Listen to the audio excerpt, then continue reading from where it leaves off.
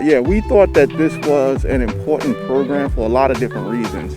We wanted to help beautify the community. We wanted young people to know that they can contribute to their community in a meaningful way, and not only to just be given assignments and be directed in terms of doing the work, but having them come up with the concept and having them do research to understand their community and then build around the past, the current, and the future history of the city. But we wanted it to be driven by their vision for their community. It's super important, to have the young people engage with the community in a way where they're beautifying the city. At the same time, it's an integral part of our workforce development. So we want the kids to be engaged. We want them to get out of the house. We want them to get into the community to make the city their own. The summer youth program is here at the Boys and Girls Club. It's a program that teaches them skills that they will actually be able to use the rest of their lives. But in addition to that, it's an employment program. So the idea of placing value on what young people do and the contributions they make to their community, I think is a major impact on their lives, because they're gaining not only the skills that they can use the rest of their lives, but they're also gaining an economically viable choice.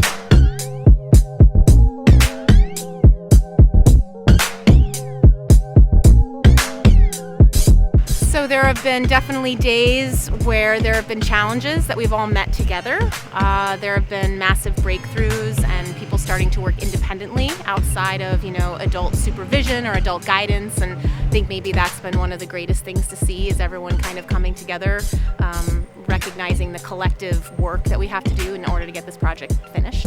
My main expectation was to introduce a professional vocabulary around tactical urbanism, but we don't have a unified set of vocabulary that we all use. We talk about murals, we talk about crosswalks being painted, arts festivals, but I'm looking to offer to the younger generation like a real professional vocabulary. I have been a youth educator, activist, and organizer for the last 15 years of my life, and I am consistently inspired by youth and feel that as an educator, my work is actually to mine the knowledge and wisdom out of young people. My plans with the students is really to help them mine their voice and vision for what they want to see represented in this space, and that role for me looks like coming in to ask them a lot of questions and invite their curiosity around, for example, different shapes, different words, different elements,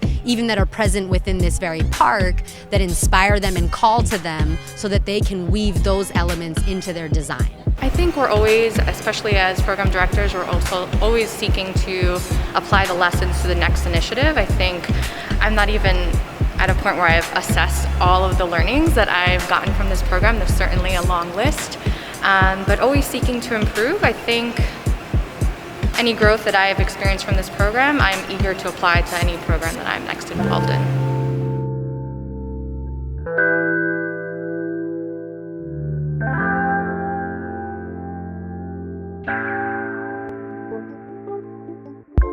I guess I expected it to be more like working than learning, but it's still nice to be able to learn and get an experience from this. I've never done murals before, but I learned that I usually look at art and I'm like, oh, that's cool, but I learned that there's a lot more work than you actually see, and the art actually means a lot more than you think it does.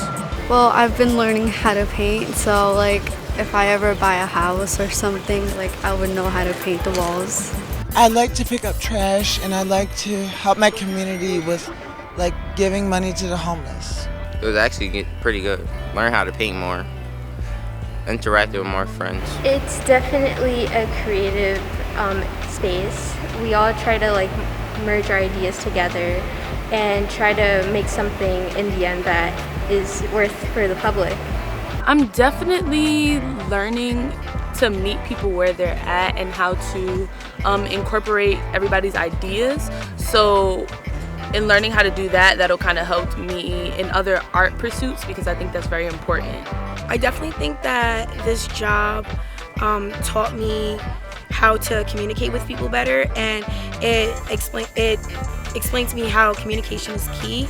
I definitely think that in the future I'm going to take those lessons with me to wherever I go and try to communicate in a positive way more efficiently. My advice for people in the future would be to come here with an open mind and to come here knowing that everyone here is ready to help you and everyone here is ready to see your advancement, and that in the weeks that we've been here it's really been a family, so expect to be treated as family and respected as such. So we were able to bridge the gap between the youth themselves, the Boys and Girls Club, which is a major player in our community for various different things, and the city government. So we were able to come to the meeting of minds, have a common super objective, and that was to empower these young people and to teach them transferable skills, which is very important in workforce development,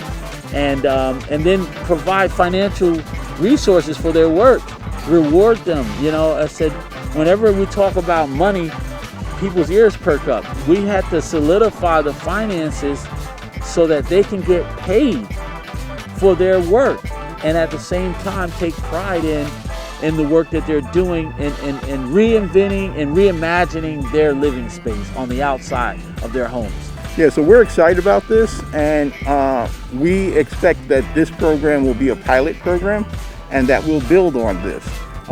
In fact, the Boys and Girls Club is so excited about the results of this project that we are adding on a workforce development component to our programs. We already have a high school to college track. Now we want to create a high school to career. And we think that projects like this can help young people prepare for successful careers after high school.